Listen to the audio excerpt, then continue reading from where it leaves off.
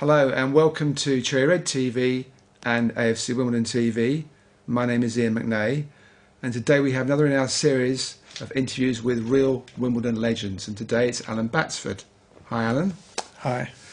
And Alan, of course you were only actually manager at Wimbledon for 3.5 seasons, but they were very, very significant seasons in our history. But we're going to just start by looking at an overview of your footballing career, so to speak.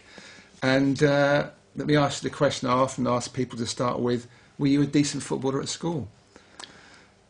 Yeah, I was a decent footballer. I played for the school. I played for Middlesex County Schoolboys. I played for my local club.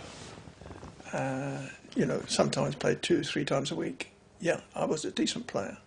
I wouldn't say I was the best, but I was a decent player. Okay. And I played in various positions. I mean, I can remember the Feltham Harlequins, the first club I ever played for. I could even play in goal if they were short of a goalkeeper. So right. I learned to play in different positions, But what was your favourite position? Midfield. Right. Yeah. I wanted to be in where it's all happening, where it's all happening in the middle of the pitch. So when you were a kid, did you dream of being a professional footballer? I think I probably did. Yes. Yes, I thought that was my life, that was why it's going. And a bit disappointed when I didn't make it, but, you have to be honest with yourself.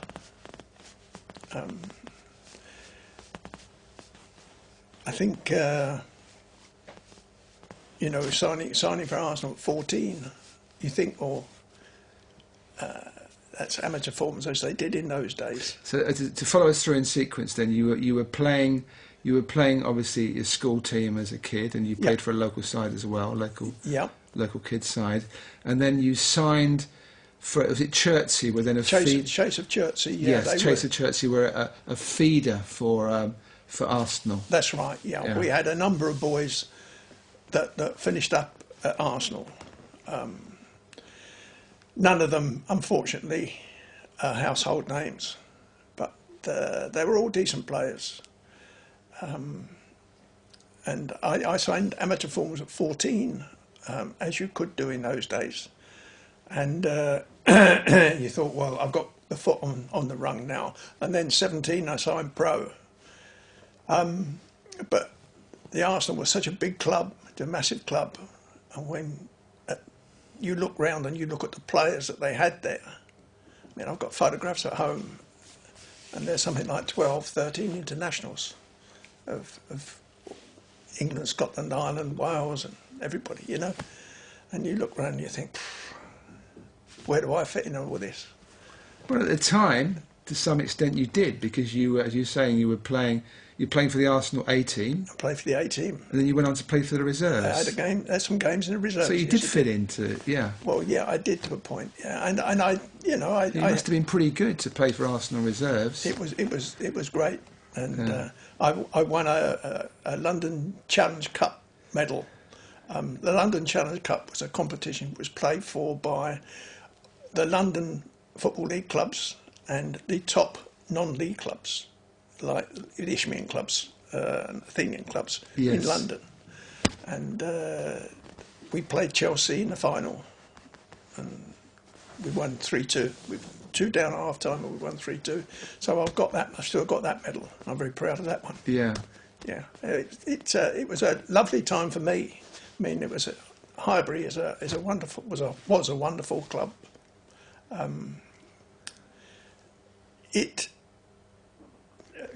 Getting into management and coaching, as I did later on, you realise what was missing from football at that era, because there was no coaching.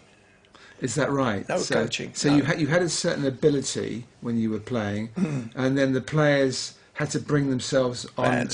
That's it. In their own way, really. It was all down to players, what players did, and what players said. All down to players. And when you're a young boy and you're amongst players of that stature, you just, you're listening all the time. You're trying to do what they say. It's not easy. but there's no coaching. Nobody takes you out there on the pitch like they do now and slows the game down and shows you how to play, where to play, what to do. No practices. There was none of that. If a morning you went out there and they said, right, Alex Forbes used to say, my head tennis team, pick up the ball over the college and play head tennis. And the other players had their little teams, and that was their training, you know. So was the emphasis on staying fit to a degree, or? Well, they did a bit of fitness, they did a bit of running, but it was nowhere near like it is today. That I've noticed more and more as I got into management. I realised what was missing in that stage, but I think it was a sign of the times. It wasn't just Arsenal; it was a sign of the times. Players were the all important thing. Yes. No coaches. Yeah. Not managers so much. But the manager players would pick the team, though, wouldn't he? Oh, yes, he would. Oh, yes. Yeah. Oh, yes. Tom Whittaker was manager, and he was very much a manager in as much that he sat in his office and he worked from his office. Whereas today, the manager is very much out on the pitch in a tracksuit. Yes. But there must have been some talk of tactics sometimes, wasn't there? Well, I'm sure there was. I can tell you one little example. I was playing in a practice match at Highbury, and I was playing left half, and Lionel Smith, English international, was playing behind me. And on the other side, there was Arthur Milton, English international, Jimmy Logie, a Scottish international. So I'm right up against it. And I didn't know where to go. I was getting lost. And Lionel was shouting the occasional word to me from behind, which I didn't obey that well. I didn't do that well at all. And afterwards, Jack Crayston came to me, who was reserve team manager, and he said to me, "What were you doing out there?" I said, "I was trying to follow instructions." And he walked away. Well, he came back the next day and he said, "You were misinformed," and walked off. And that's all I got. Really? When you think about what a great club it was, Yeah. and the lack of coaching, but then, as I say, it wasn't just the club. I think it was the sign of the times. Yeah. You know, everything was down to the players. So there came this time you were playing for Arsenal reserves. You realised you weren't going to make it into the Yep. first team. Yep. And how did you feel then? Was that a bit of a sobering thought? Or? Yeah, disappointed, but I was still in the throes of enjoying my game of football. Yes. And you know, the fact that I had to walk away and say, well, you know, I wasn't good enough, Yes. but I'm still going to enjoy my game. Yes. And I went down to Folkestone. I had a friend playing down there who had been at Highbury before me. And I went down there, and the manager down there was a great lad, a guy called Wilf Armory, real northern midfield player who a great character. When he walked in the dressing room, the whole atmosphere changed, you know. Had a great personality, and I enjoyed my time. I played for 3.5 years there, and I enjoyed my time at Folkestone. You know, we had some good times. But all things come to an end. Wilf retired, and the guy who was playing right back behind me became manager, and he and I didn't get on. So I finished up at the end of the season going down the road to Ramsgate. Right. Where they had Jimmy Blair as manager. Jimmy was a Scottish international.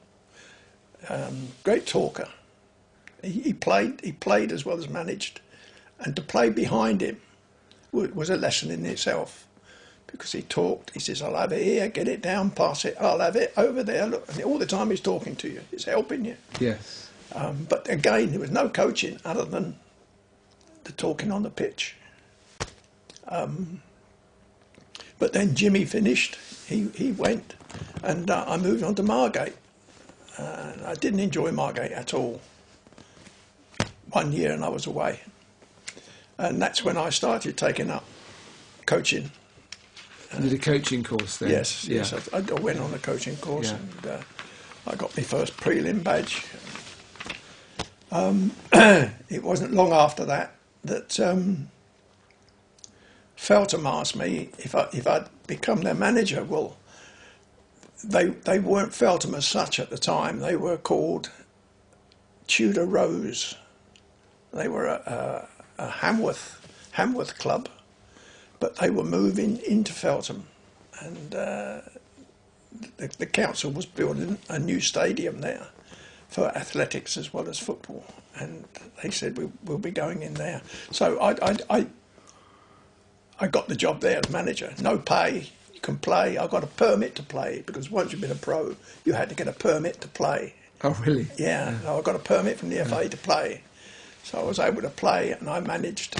And it was then that I started taking notice about tactics, about you can change players and move things around to stop the opposition or to hurt the opposition. Was that something you were learning on your own by watching? Right. Oh yeah. And it was at Feltham. I mean, I know we won the League Cup. That was in the Surrey Senior League. Yes. Yeah. Yes, we won the League Cup. We played Chobham on the Saturday, and they beat us 5-0. On the Tuesday, we were due to play Chobham in the final of the League Cup,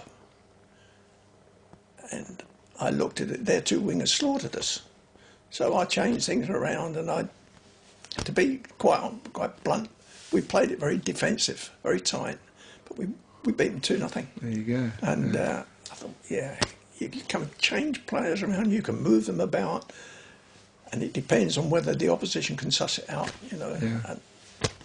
And that was the first time that it really hit me, you know. And then I was only at Feltham less than a season, and Wharton came and asked me to go over there. I still don't know what the connection was, but somebody came to me and said, would I go to Wharton? And that was a lovely club. That really was a lovely club. It had a beautiful ground and well looked after. In those days, they had 2 groundsmen on site, and they looked after the pitch, they looked after the surrounds, the dressing rooms. Everything was done beautifully, and the club itself was run beautifully. The players enjoyed a full meal after every training session, after every game. There was always a meal on the table for them when they got in the clubhouse. And the people there were fantastic. They were lovely. And getting players to come to Wharton was never a problem. It was always a question of turning players away. What kind of gates were Wharton getting at that time? I think probably about 1,500. Yeah. You know, except when we played Leatherhead and Kingstonian and teams like that, then obviously they doubled. Okay. Yeah. That was the Athenian League, wasn't it? That was the Athenian League, yes. And how did that stand in status to the Isthmian League? Was that the Athenian was reckoned to be one below the Isthmian. So it was the Athenian, the Isthmian, and the Southern, basically, was the way the structure worked. Yeah, that's right. That's right, yeah. But there was no automatic promotion, though. You had to get elected, didn't you? That's right. You had to be invited, I think was the word. Yes.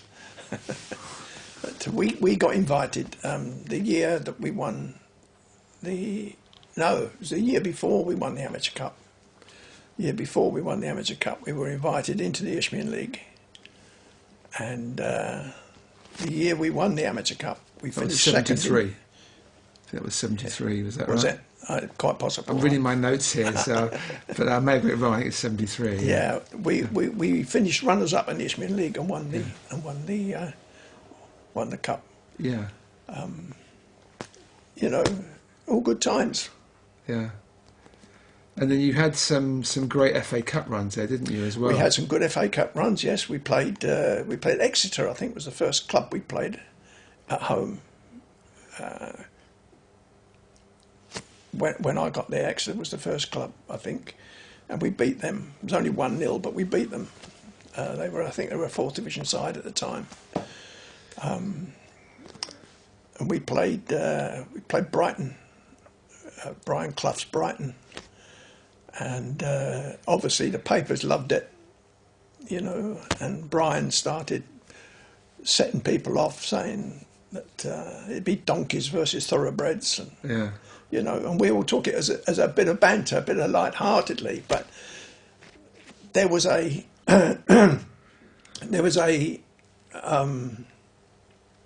show on TV the week prior to the game, whereby the people that were running the show invited sportsmen from all over England, and we were invited as a club because we were in the amateur final. Because we were playing Brian Clough, we were invited in to this, and Cloughie and Taylor were invited as well. Yes. And he came straight over to us, and he stood talking to us. And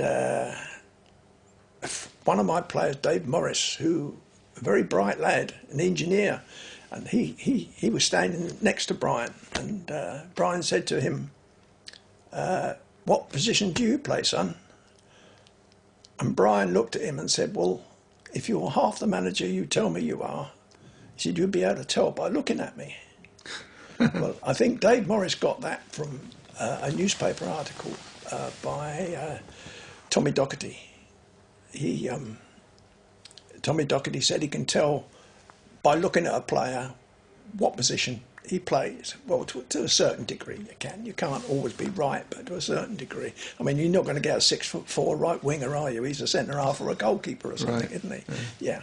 So anyway, Brian Clough said, "I can't do that." He said, but he said, "Make no mistake," he said, "when we play you on Saturday," he said, "it'll be donkeys versus thoroughbreds." You see? So it got in the paper. I don't know how it got in the paper, but somebody got it in the paper. And the touch paper was lit, you know.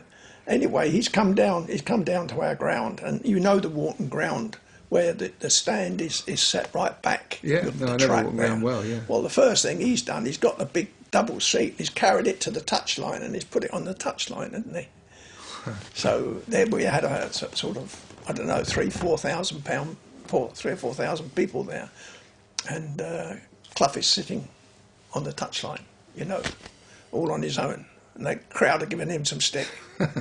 But he came off and he said, "We'll see you on Tuesday." I said, "Right." Because it was a draw. It was a draw, 0-0. 0-0 draw, yeah. 0-0, yeah. So you were down to the Goldstone ground on the Tuesday. That's right. Yeah. Yeah, went down there, and we had not long before that game lost Connell and Summers.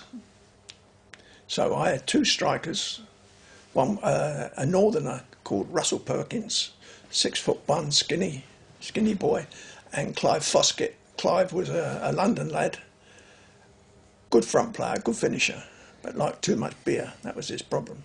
But he was a good finisher. And we started off the game, and we got a goal in the first 20 minutes. Russell Perkins went down and headed one in. And so we were one up at half time. So second half they've come at us. And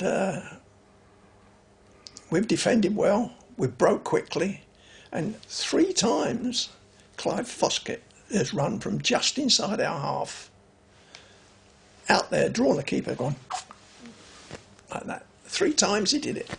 So he's finished up with a hat-trick. We've won 4-0. Which is a sensational result away from home. Yeah, and as we walked off the pitch, the first man off the pitch was Dave Morris, my player, Dave Morris.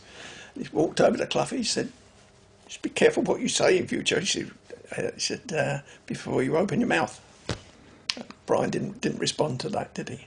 But he was super. He'd gone in the dressing room, and he was out of that dressing room within half a minute. And he came over in front of all the reporters, put his arm around me. He said, "You were better than us in every department." He said, "Well done." And you know, he was super. Yeah. And when later on in life, when I went to Millwall after I finished Wimbledon, I went to Millwall and Brian. I was in the dressing room and the phone rang, and I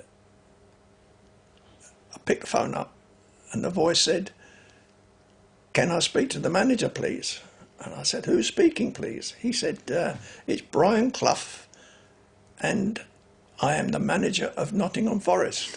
I said, "Just a minute, Mr. Clough." I said, "By the way, it's Alan Batsford here." "Oh," he said, "that's where you are, is it?" He said, "And it's Brian, it's not Mr. Clough." Really? Yeah. It's quite an honour, isn't it? Yeah, For him? yeah. Yeah. So I always thought he was great, you know. Yeah. He's, It's nice to meet the people and have a joke and Yeah. it was nice. So who are you playing the next round after you beat Brighton? I think we played Hereford away, Okay. which wasn't a good one for us. Okay. We went up there and we played well. And I remember Colin Woffington has hit one from about 20 yards, and it's hit the inside of the post and it's come out. This is 2 minutes before half time, and they've got hold of it. It's come straight down and put one in. So instead of being 1 up, we were 1 down at half time, and we finished up losing, I think 2-1, 3-1, something like that. Yeah. Okay. So, and then how did you get the job at Wimbledon? Well, things started to go wrong at Wharton. Money was the root of the problem. And I think the FA were talking very much at the time about everybody becoming professional. You know, the amateur world was going to be faded out. But the club had no money, absolutely no money. The ticket scheme that they had running had collapsed for some reason, I don't know what. And one or two of the players began to drift away. People like Willie Smith, who had very close contacts with Leatherhead.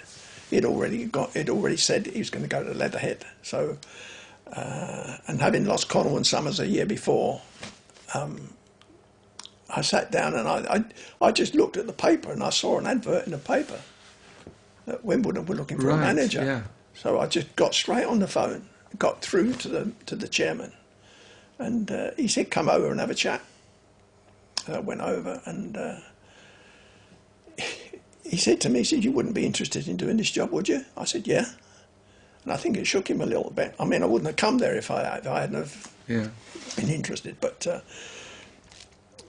anyway, we talked about wages and things like that, and I wasn't too interested in wages. I mean, the amount of money I received for what I was doing was never a great interest to me. It was always the game, you know. Yes.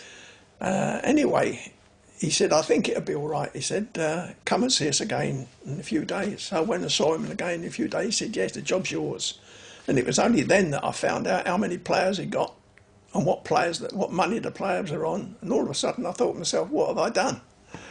Yeah, because Ian Cook in the earlier interview was saying that what happened was there's a turmoil at Wimbledon at the time, and they want to take the options up on the players. So every player was a free agent, and literally half the squad had gone. That's it. Yeah. That's it. Yeah. Because they were also in financial disarray too. Yeah. Well, I knew Dave Bassett had come because before I even came to Wimbledon, I said to David, "David, I've rang Wimbledon." I said, "I'm going to see them tomorrow." I said, "Would you come?" He said, "Yeah." Straight away, he said, yeah. So I knew I was on the roll because once I got David coming, then there was other players from there would come as well, you know. So what kind of job were you doing during the day? This is presumably only part-time. Yeah, I was working for a company called Connellcrete. They're precast concrete manufacturers. Okay. And I did a lot of the buying for them and liaising with the site because we used to make balconies, columns, beams, and that sort of thing. And they used to be taken to site. But I used to liaise with the site on what they wanted. Right. The drawings, take the details off the drawings, buy what was required, and liaise with the site until the job was finished. Okay. That's what I did. But it was great because it enabled me to get out if I wanted to go out for football, I could just jump in the car and go because nobody was any the wiser. Yes. Okay, so you arrived at Wimbledon, and I think there was 7 players on the books, Yeah. including Ian Cook, and then you brought 7 players with you from Walton, and I think a couple of others. Is that Yeah. right? Am I? Yeah, you're about right. I mean, I think there was. Yeah, you're about right. 7 left me with about 14 players, and we started with 14. And as the season got on, we got 1 or 2 more. I think Glenn Aitken came from Gillingham. Trying to think who else we signed. There's another goalkeeper. He's your club coach at the moment, goalkeeping coach.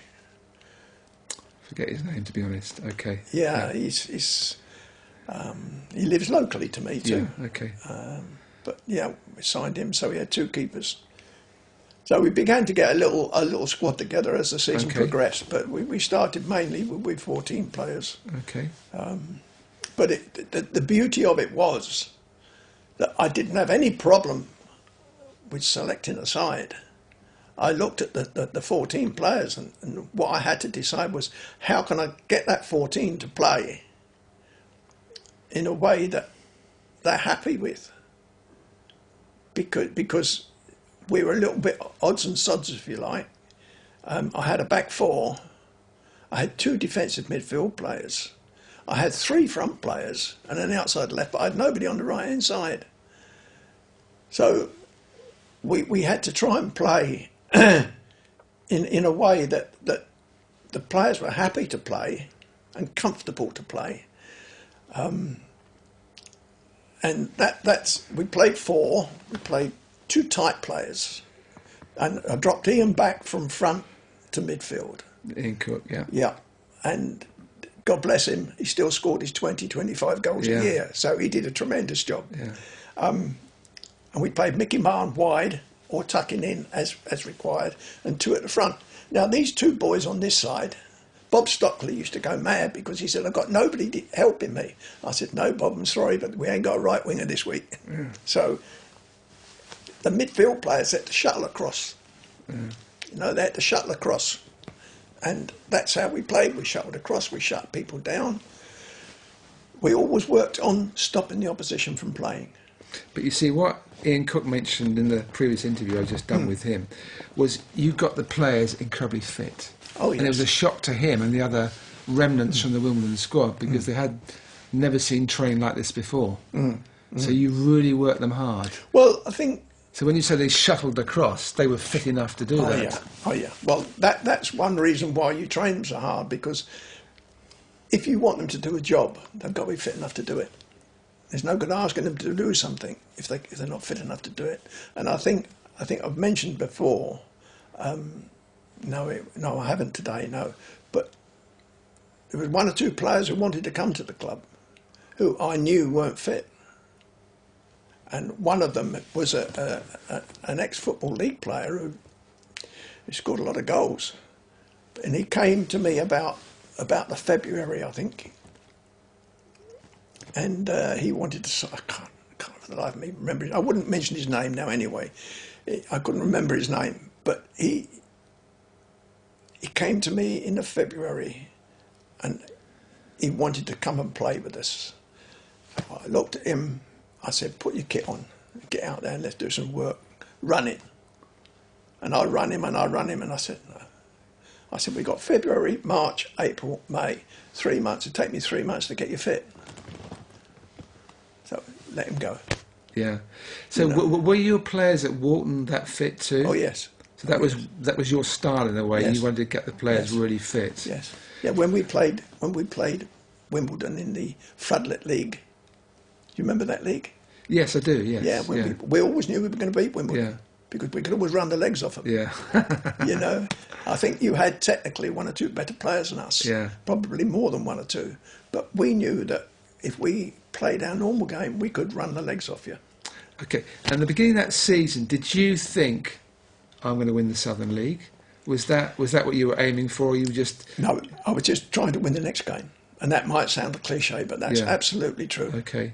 Yeah, yeah. Okay, so the first game was away at Nuneaton. And Yes. again, Ian Cook talked about this. It'd been a disaster because Selwyn Rice got sent off. Dickie Guy gave away a penalty, I think, and so Wimbledon lost. That wasn't a very good start, really, was it? No, it was terrible, and it was made even worse when Jack Bevan sat next to me on the bus coming back, and he said, just to put you in the picture, he said, Nuneaton are a side that get relegated every other year. So, thanks, Jack. So what did you do after that game? How did you change something? I think we were probably better than that game suggests. I mean, things went wrong for us, sure, but I think we were better than that. And just changed the side a little bit. As I say, Ian, I've now got Ian playing behind the front two. So he's a midfield player, come striker, and which strengthened the midfield. And you made it. I think it wasn't you who made Ian captain. I think the directors requested. No. Ian's wrong there. Okay. Ian's wrong there. The way Ian was made captain was from a discussion between myself and Dave Bassett. Okay. Because David, as he always does, was always striding about, talking at people, shouting at people, and I let him get on with it. You know, I let him get on with it. Anyway, we were due for the first games coming up, and he came over to me. He said, and he looked at me. He said, "I think it might be a good idea." He said, "if you give the captaincy to Ian." He said, "I think it might be," and it was his idea. Okay. Yeah. Oh, he was quite happy with that. I said to him, "You happy about it?" "Yep." I said, "You're still going to carry on shouting?" "Yep." Did you find Dave Bassett hard to control sometimes? No. So you quite liked his spirit and his anarchy. Yeah. I knew that all I had to say to David, "Hey, stop it," and he would. Okay. Oh yeah, he would. People mistake David. He's a good pro. He knows where the line is. Okay. You know, he can lark about. He can do all sorts of things. He can say all sorts of things, but he knows the line. He knows where to stop. Yeah, because people talk about the crazy gang starting, several years later, obviously. But in a way, you could almost say he was a forerunner. Oh yeah, I think he was. I think he was. Yeah. Anyway, after the Nuneaton game, there was 22 match unbeaten run, which was quite a run. Yeah. Went to the top of the Southern League. Yeah. And you must have felt something special is on this season, maybe. Well, if you get to the top of the table with a run like that, then you're going to think to yourself, we're in with a shout, providing my squad is big enough to carry me through. Yeah. And when I think of the games that those boys played, because we had to go for every cup, every competition we had to go for. Yeah. So we were playing a lot of games. And I certainly thought then, at that stage, we're in with a shout. And we did get one or two more players in to build the squad up. But in those days, it wasn't like we do now with AFC Wimbledon. You have almost like a mixed squad, i.e. half reserves and half first team peripheral for the Surrey Senior Cup, London Senior Cup. You put the first teams out there, didn't you? We couldn't afford to have all those players standing around. So you had the same squad playing in Surrey Senior, the London Senior Cup, the Southern League Cup, the FA Cup, and the league. Yeah. So I can remember that first season, us going up to. Well, don't worry. It's a team in the Midlands there somewhere. Kettering, is it? No. Nuneaton One again, that Bob Stockley worked with for a while. Anyway, we went up to there to play them, and I had Ian Cook as my sub, and Ian couldn't have played if I'd asked him to because he wasn't fit. Yeah. There was nobody else. And he was on the bench. He was just on the bench sitting there. I said, just sit there and watch the game. Don't worry about anything else. And we won the game. That was it, We didn't have any players. Yeah. Because you say that the Walton didn't have any money, but when you came to Wimbledon, you got a shock because you realised it was just as bad there. Yes, it was. It was strange, really. But it was a good club. It was a good club, and I just look at what you've got today in terms of club, the structure, I wished that we could have had that sort of structure behind us. I mean, absolutely fantastic, isn't it? It is. We'll come on to that a little bit later, yeah. So anyway, let's go over it again from your point of view, because I've done the interview with Iain and covered these games. But when we obviously worked through the rounds of the FA Cup, and we made history by getting to the third round, being drawn away to Burnley. Mm-hmm. So what were your first thoughts when you heard that Wimbledon was going to play up at Burnley, who had then were doing very well in the old First Division? Yeah, my first one was disappointment, because I felt that if we're going to get drawn away to somebody, it wants to be somewhere where the club can earn some money. And I couldn't see us earning a lot of money at Burnley.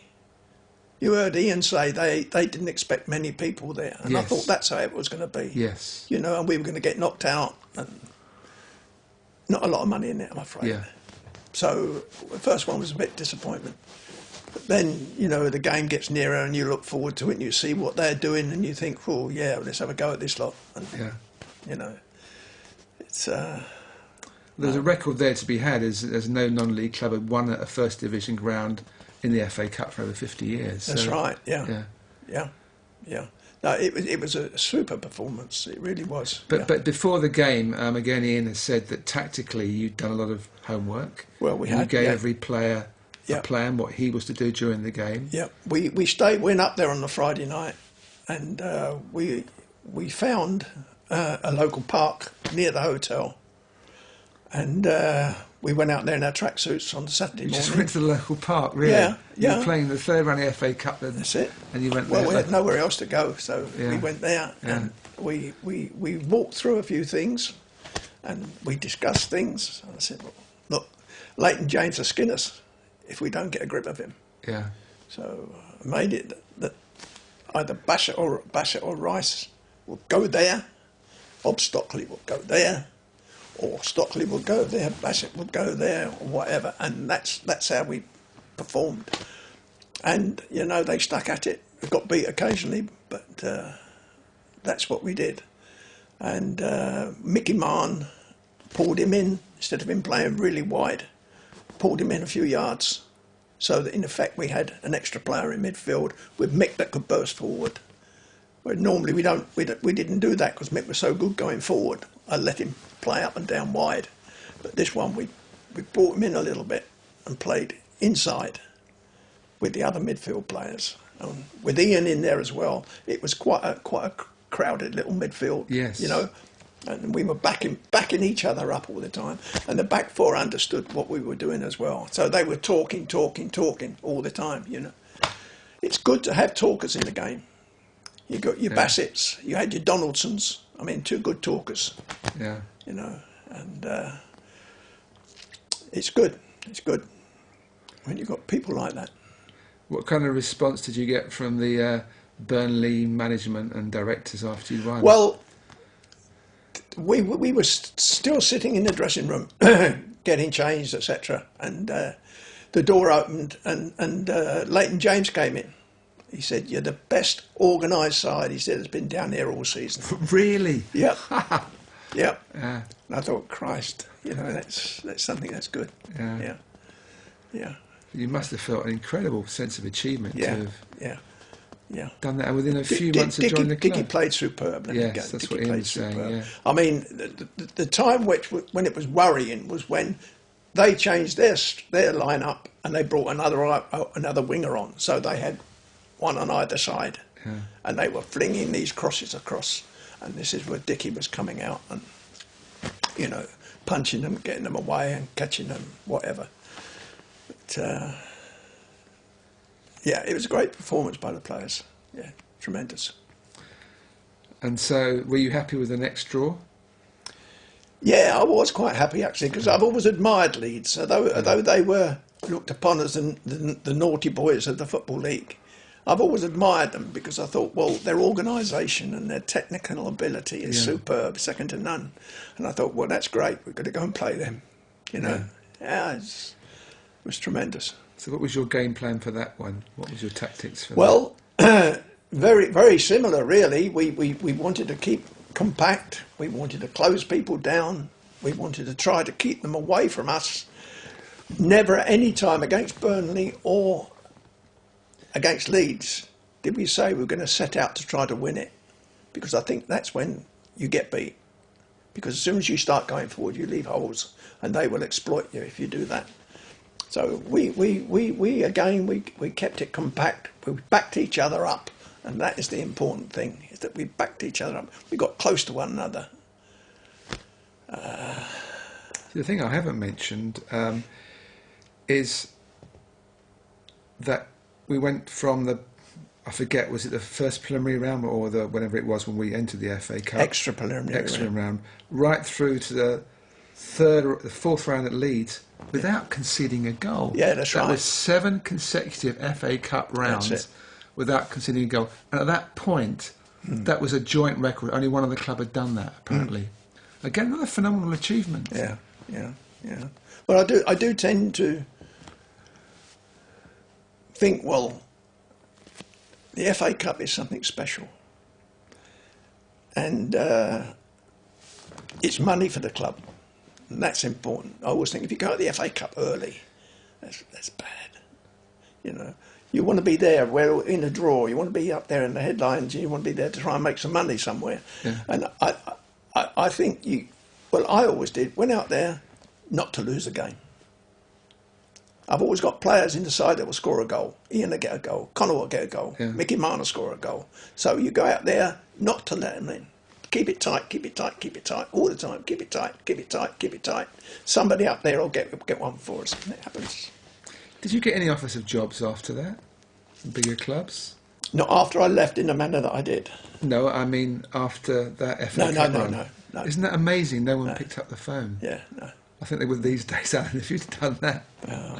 But anyway, so okay, we got to the fantastic draw at Ellen Road. The replay, which was going to be at Plough Lane, but had to be moved because of the bad weather at Selhurst Park. Did you think you could beat Leeds at Selhurst Park?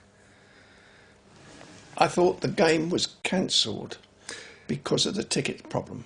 Well, wasn't it bad weather, I think, as well? Was it? I'm trying to think back because I had a ticket for it, and I thought... No, what the way I understood it was that the police advised the club that there are 100,000 of these tickets. It was forged tickets as well, I think. Yeah, and I think the reason why they were forged was because the club printed these tickets themselves, didn't they? I don't remember. Yeah, I think they did. I think they printed these tickets themselves, and anybody could have gone down the road and Ronio these off. Yeah. And the police advised against it. Okay. So, I remember it also being bad weather, but maybe that's not quite accurate. No, you might well be right. Anyway, you're coming out at Selhurst Park. Yeah. Again, you presumably done a bit more homework and given the players a briefing. Did you think they could beat Leeds? We're always hopeful. But we never changed our game. We set out there not to lose it. The longer it went on, the happier I was, because they will be getting agitated if they're not scoring against us for 2 games. Yes. They will be getting agitated. So the time to keep it tight, keep it tight, keep it tight. Let's be patient, be patient, be patient. And in the end, Bassett did it for us, didn't he? Well, he's the scapegoat. Oh, dear. Oh, dear. Yeah. But going to extra time would have been maybe stretched too far. I think you're right. I think you're absolutely right. I think we'd have been on our chin straps. Ian was saying he got the day off from work. Did all the players get the day off, or did some have to work? I think most of them did. Yeah. I think they did. Yeah. No, it was a great time, wonderful time, and it just annoys me a little bit that. I saw something written only a little while ago about the problems that arose over the season of lack of money in the club. And what was printed, what was said was that even after all the FA Cup runs, there was still no money. And the comment was that the players had all the money. Well, I know that's not true.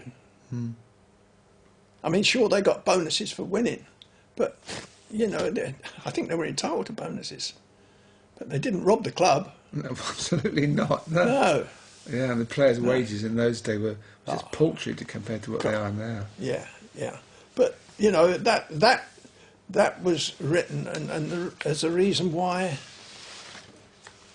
all the change came about when Jack Bevan and them were given the push, and Nosey came in. Yes.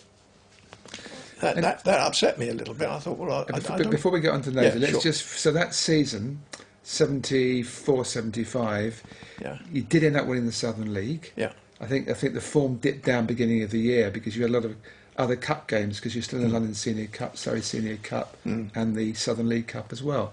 But you ended up winning the Southern League, which is the first time that Wimbledon had won that ever. And they've been in the Southern League for about 10, 11 years or something. So that's a tremendous achievement. And then the following season, you started off again pretty strongly. And then you had a bit of a cup run, but went out at Brentford, I think, in the second round. Yeah, at home to Brentford. I think it was 2-0. Yes, it was. It was a game which we should have done better. We should have done better. Because Brentford then were pretty much struggling at the bottom of the fourth division. Yeah, Johnny Dock was manager. John Docherty was manager. And a pal of mine, Bob Pearson, he was a chief scout for them. Yeah. And we have a laugh now because Bob always says how well we did while I was at Wimbledon. I said, yeah, you bugger, but you beat us, didn't you? Yeah. In the cup, you know. Yeah. Anyway, you won the Southern League again. Yeah.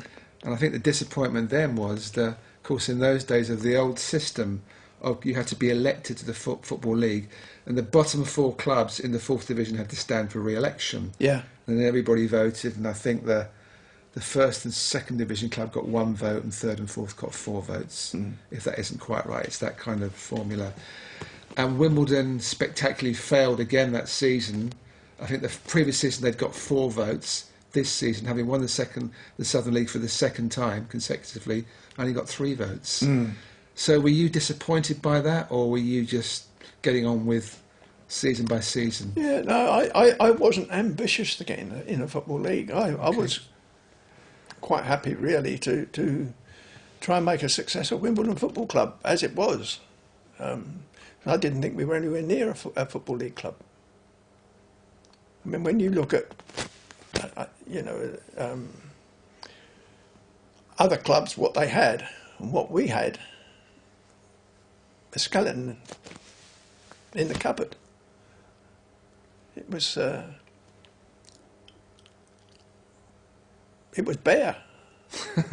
It was bare. And I thought, well, no, we're nowhere near ready yet. Right. I think that the club had to be built up, and I'm talking about the club. The organisation, the structure. Yeah. Well, you've got it all at AFC.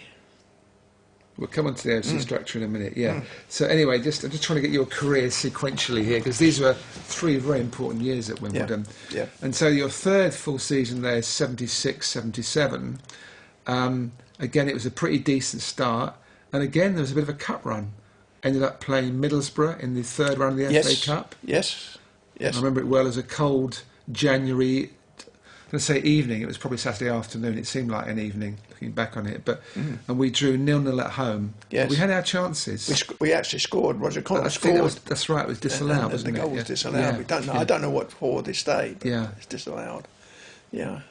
And then the replay, lost 1-0. Penalty, Kevin Tilley. Yeah. But again, close, Yeah. So you're still matching the big boys and doing well Yeah. against them. Yeah. So, and of course, as you mentioned earlier, Ron Nodes had purchased a club Yeah. at this point. So how was your relationship with Ron?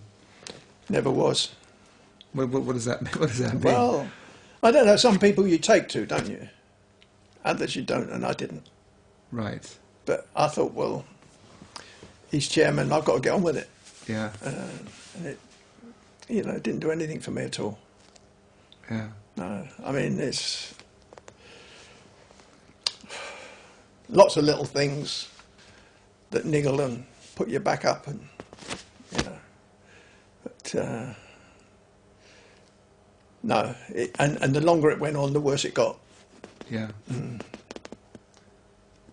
because you started. I remember you started that season actually with 6 suspensions from the previous season, so you started with a shortage of players. But anyway, you went on again to win the Southern League, 3 consecutive seasons, and there was quite a campaign, which Ron Knows was obviously involved in, to get Wimbledon elected to the Southern League.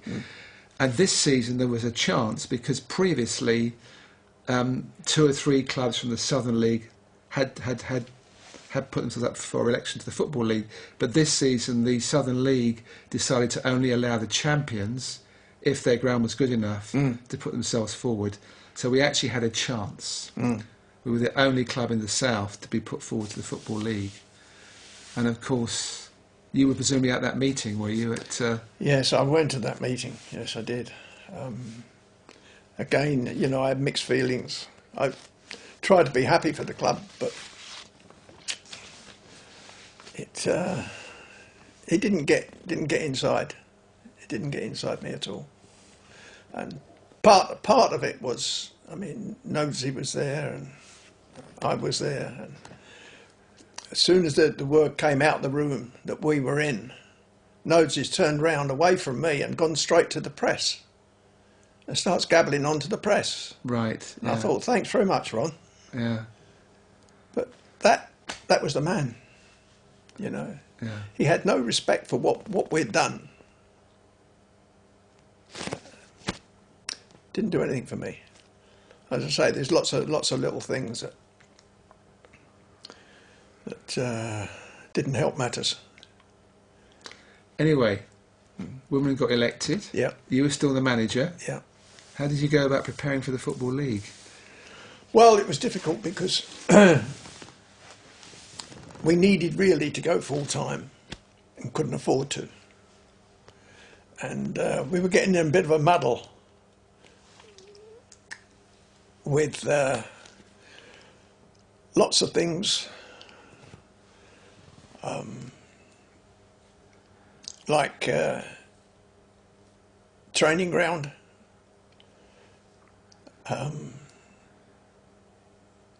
Ron Nodes and Dario Gradi went out and signed a contract on the training ground.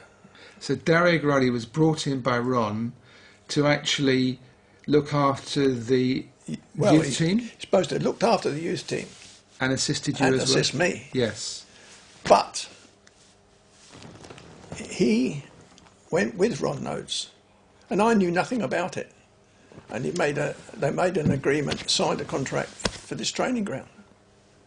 I was then told, there's your training ground. When we got there was one shower working. I thought, Right. Thanks very much. That's how much you think of my side. There was that. And it was only a couple of weeks later, I think, or shortly afterwards, that Dario Gradi hadn't been anywhere near me. I hadn't seen him. Apparently he was working for the club, looking after the kids, trying to get kids together. But I'd said to him, came over to the training ground one day, and I said to him, I want you to do some coaching for me this afternoon. I had no assistant other than Gradi. I had nobody looking at opposition. I had no scouts because Noti wouldn't pay any travelling expenses. So I said to Gradi, I need you to do that.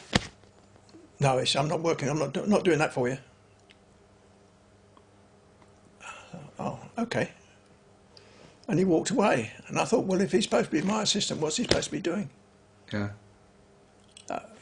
So you're on your own. At the end of the day, you look at it and you think it's a setup. Yeah. You've got to think that way. I mean, there's no other way you can think. So you felt he was brought in basically to take over from you? No. Okay. No. I'll tell you what Nosey wanted. Nosey wanted Dave Bassett to be manager. Right. But David was a very honest boy. And when I went, Nosey said to him, the job's yours. And David said to him, I'm not ready. So he had Gradi there. He had it lined up. Right. He had it all lined up, don't worry.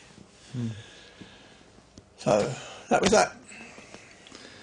Well, you still had a full-time job. You weren't full-time at Wimbledon then.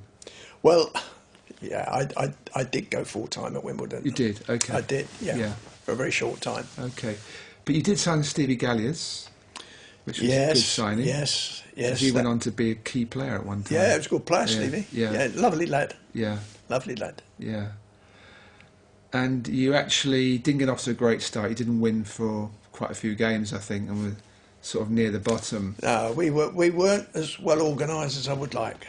Yeah. It was. I was unhappy, and I think it probably showed. Yeah, you dropped Dickie. It didn't go down well with the fans either.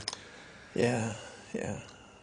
Well, nobody's too big to be dropped, are they? The manager always has to say, absolutely. Managers get the sack, goalkeepers get dropped, and whatever. Yeah. You know, it happens, doesn't it? Yeah. And then it all came to head over Christmas period, didn't it? You want to talk me through that? Well, when Nosey come to me and said, you can't have a coach for Boxing Day. It was away at Rochdale, wasn't it? Yeah. I said, what do you mean? He said, the coach company want too much money. You'll have to go in your own cars. Then I had to tell the players, didn't I? This is the day after Boxing Day after Christmas. They got a drive because there's no trains on Boxing. They've got a drive up to Lancashire, isn't it? Yeah. We went up. We got stuffed, didn't we? Yeah. I tell you what, the opposition couldn't believe it when we all appeared in their car park. Yeah. Yeah, they couldn't believe it. In those days, motorways aren't what they are now. So that was a fair old hype, wasn't it? No, it was a shambles. I thought the club was a shambles at the time. But, you know.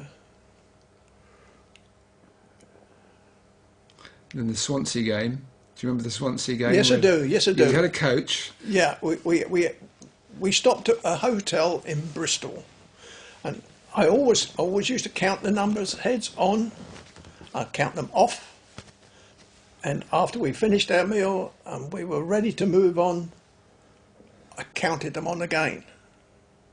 What I hadn't realised, and it's just coincidence,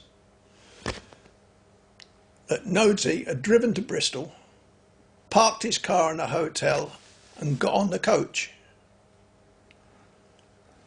And what's his name, the centre half? Steve Galvin. Dave Galvin. Dave Galvin. Yeah. Dave Galvin had gone to the loo. Yeah. And I've counted all the heads. And that's the truth. I mean, it's ironic that it was Nosey. It wasn't done on purpose, I'm assured. So you had to tell Nosey he was playing centre half, did you?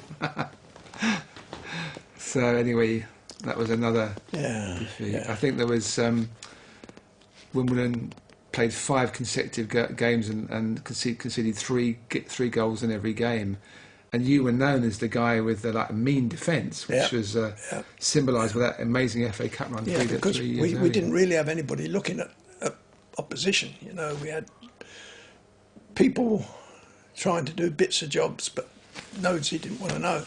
Yeah. But it's as I say, we weren't as organised as I would have liked. Either training was difficult. Sometimes players could make it during the day, sometimes they could make it in the evening. Not as organised as you are at the moment. It just wasn't working.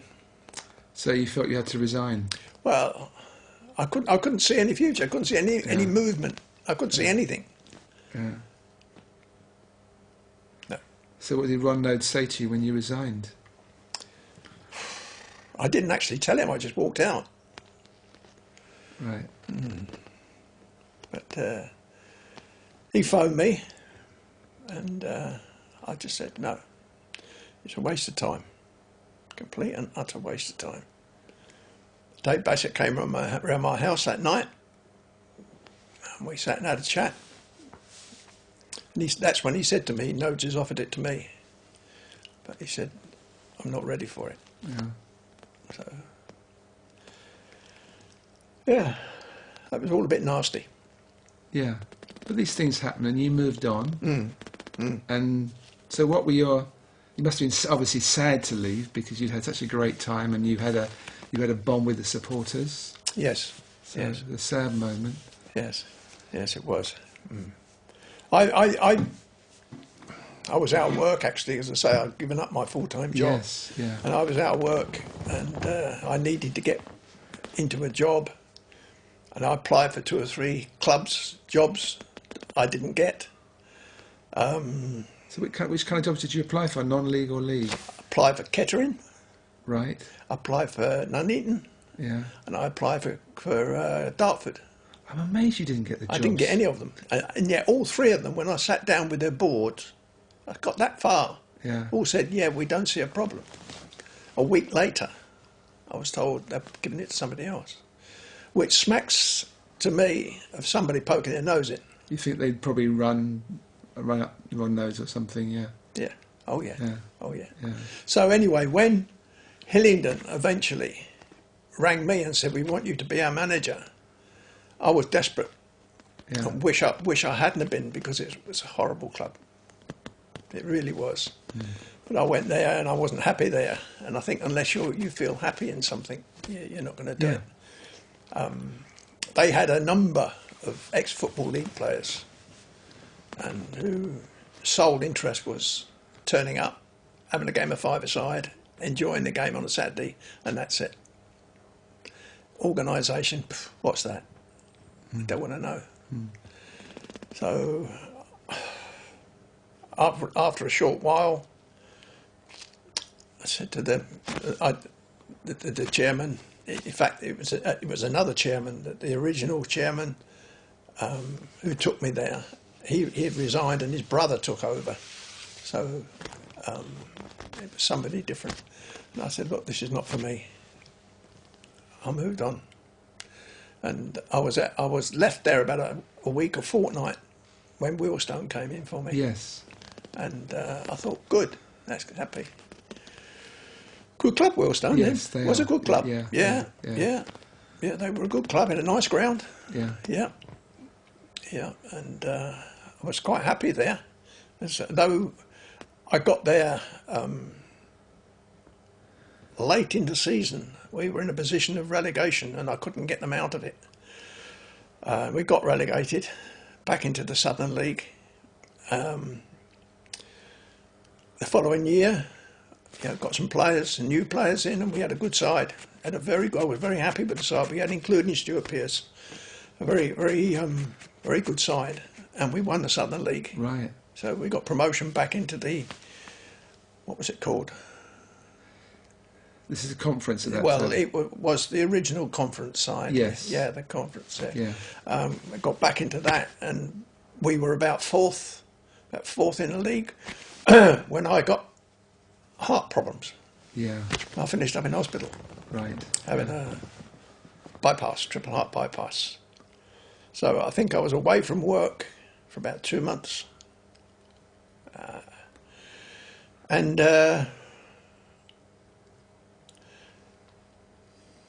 not too happy about the way things went, but, there's not much I could do about it. And I went back to work. Went back to the club.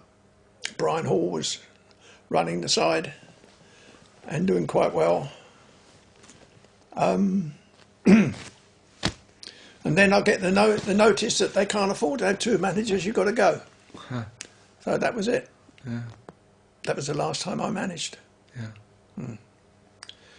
Well, you've had 3 sensational years at Wimbledon. You did an incredible amount for the club, and the great thing, and I know you recognise, it's not been forgotten because Wimbledon really appreciate you, and as you know, you're welcome at all the home games, and you come to many of the home games. Yes, I do. And you referred to us a few times during the interview, and so now's the time to talk about AFC Wimbledon. Well, I think it's a wonderful setup you got there. I think I tell everybody, I said, it's full of young people, all clever young people that are all doing things. Oh, Eric and I, and yeah, we're not so young, and Nigel. Yeah, and not so young, it's a wonderful setup. I think so, anyway. Yeah. I think, and they all seem happy doing it, all happy working with each other, pulling in the same direction. And that's super. Yeah, that's basically true. That's basically true, and I think for me, one of the amazing things about where AFC Wimbledon is, we're a democracy. You know, Yes. we're basically I'm Yes. the Don Struss board, which is the elected board. Yeah. I'm not involved like Eric and I and Nigel on a day-to-day basis. They commit even more time. But we are a democracy, and we do incredibly well as a democracy, bearing in mind what democracies are like. And okay, there are disagreements, Yes. but they're handled usually in a very adult way. Yeah. And the great thing is that we have a common. Nearly everybody that's involved with the club, well, everybody has been with the old Wimbledon FC. Yes. This is what happens, and we have a common bond, Yes. and that's the strong thing. Yes. And as far as I can see, also many of the players who come in pick up on that bond, and that's the important thing. You know? Yeah. No, you can sense it when you come down there, and people come down there and they sense it. I was talking to an assessor only a fortnight, 3 weeks ago, and it might have been a month ago, but not that long ago. And he said to me, he said, "This is the second time I've been down here." He said, "It's absolutely wonderful. Absolutely." He said, "I love coming here." And that's incredible, isn't it? Well, it is, and I understand it because I love going there as well. Yeah, I think we all do, and that's the whole point. We all love the club. We've been through a lot, and we're enjoying this great time while it lasts, because we know in the future we climb again. It's going to be tough, you know. Yes.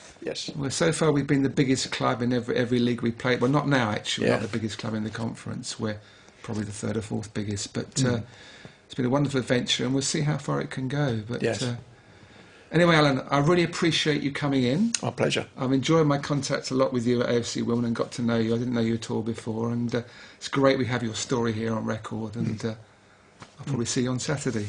Okay.